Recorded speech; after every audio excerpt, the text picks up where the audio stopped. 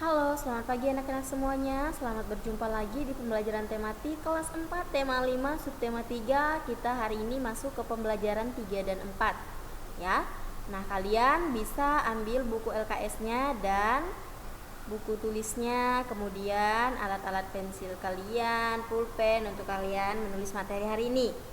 Nah, seperti biasa sebelum kita memulai pembelajaran, kita akan berdoa terlebih dahulu. Kita akan berdoa bersama-sama. Mari kita angkat tanda kemenangan kita dalam nama Bapa dan Putra dan Roh Kudus. Amin.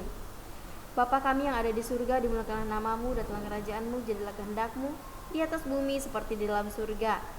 Berilah kami rezeki pada hari ini dan ampunilah kesalahan kami, seperti kami pun mengampuni yang bersalah pada kami, dan janganlah masukkan kami ke dalam percobaan, tetapi bebaskanlah kami dari yang jahat. Amin.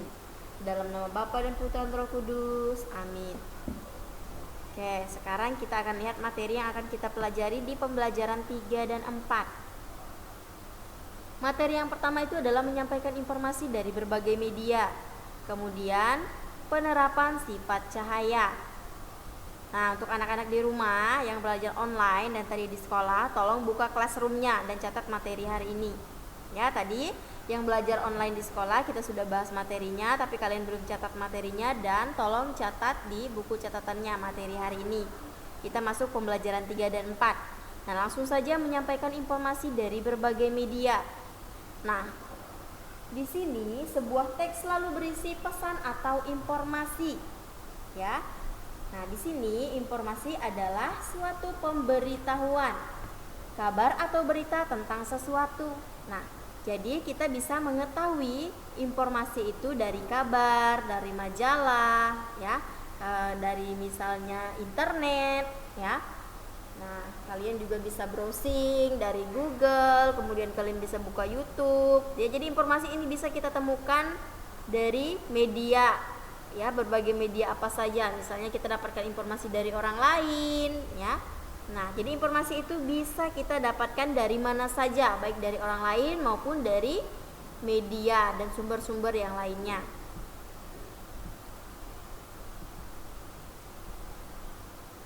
Informasi yang kita baca atau kita dengar itu tersebut sangat berguna bagi kita dan orang lain.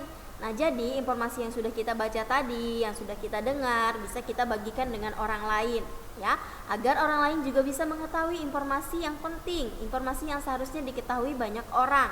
Ya, jadi kita bisa berbagi, ya, berbagi informasi yang kita dapatkan tadi dengan orang lain yang tentunya belum mengetahui informasi tersebut. Ya, jadi kita bisa berbagi.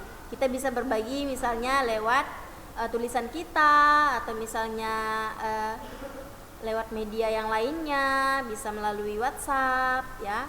Itu banyak sekali media yang bisa kita gunakan untuk menyampaikan informasi kepada orang lain. Nah, di sini informasi yang kita dapatkan dari sebuah teks bacaan dapat kita sampaikan kembali kepada orang lain. Nah, seperti yang Bu katakan tadi, bisa melalui media apa saja. Salah satunya itu kalian bisa menggunakan HP. Kalian bisa WhatsApp, kemudian kalau memang kalian tidak mau mengetik, kalian tinggal video call saja, kemudian kalian langsung informasi, kalian langsung memberitahu informasi itu sendiri kepada orangnya. Nah, kemudian yang selanjutnya itu adalah tentang contoh karya yang berkaitan dengan sifat cahaya, adalah periskop dan lensa. Nah, di sini kita masuk ke materi penerapan sifat cahaya. Nah, di sini contoh karya yang berkaitan dengan sifat cahaya itu adalah periskop dan lensa.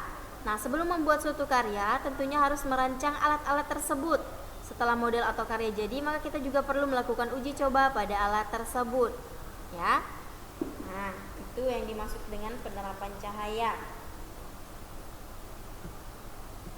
Dia berkaitan dengan lensa dan periskop. Nah, lensa itu adalah periskop itu adalah sejenis teropong yang biasanya terdapat pada kapal selam untuk mengamati keadaan di permukaan laut.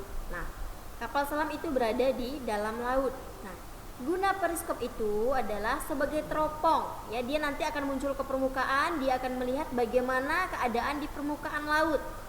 Ya, apa yang akan ia temukan? Nah, itu sejenis seperti CCTV juga, ya, lewat teleskop, ya, lewat periskop itu atau teropong itu tadi, orang yang ada di bawah laut dia bisa mengetahui bagaimana keadaan di atas atau di permukaan, apa yang sedang terjadi, ya, lewat periskop tadi.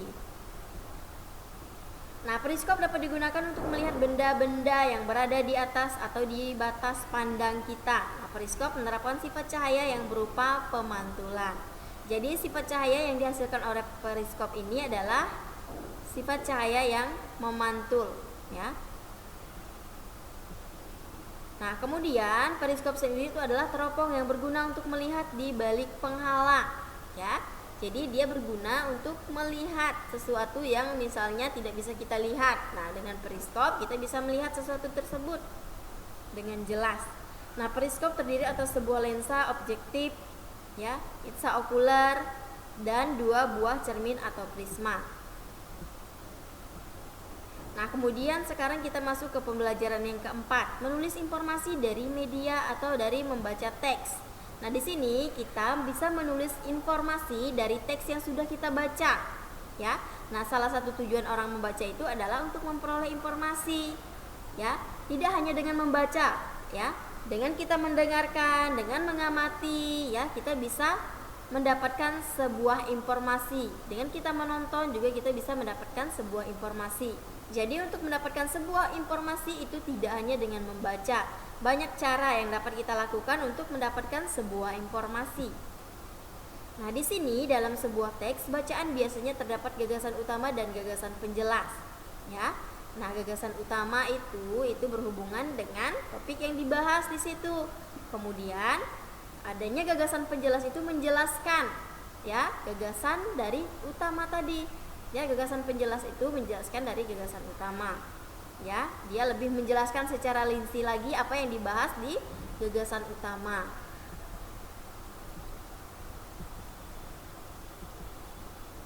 Nah, gagasan utama itu biasanya dituliskan dalam kalimat utama atau kalimat topik yang terdapat di awal atau di akhir paragraf, ya. Jadi gagasan utama ini bisa dituliskan di awal atau di akhir, ya. Nah, dalam kalimat utama, kalimat topik yang terdapat di awal dan di akhir juga. Nah, ini disebut dengan gagasan utama. Kemudian gagasan penjelas itu ditulis dalam kalimat penjelas yang merupakan uraian atau rincian dari kalimat utama.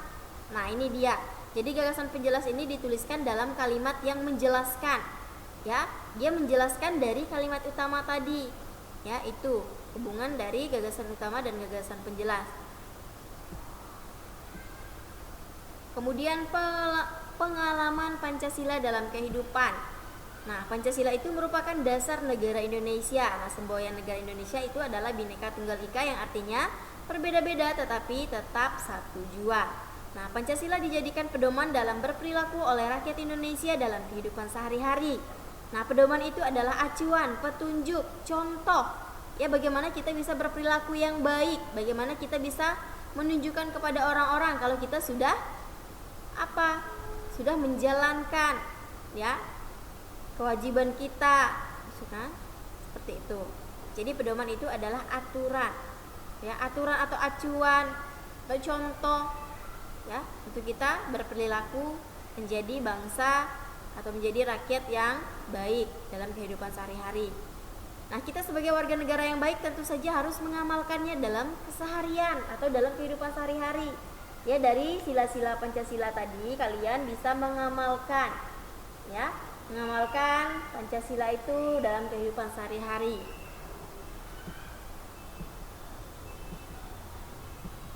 Nah, di sini ada bentuk-bentuk pengamalan sila-sila Pancasila.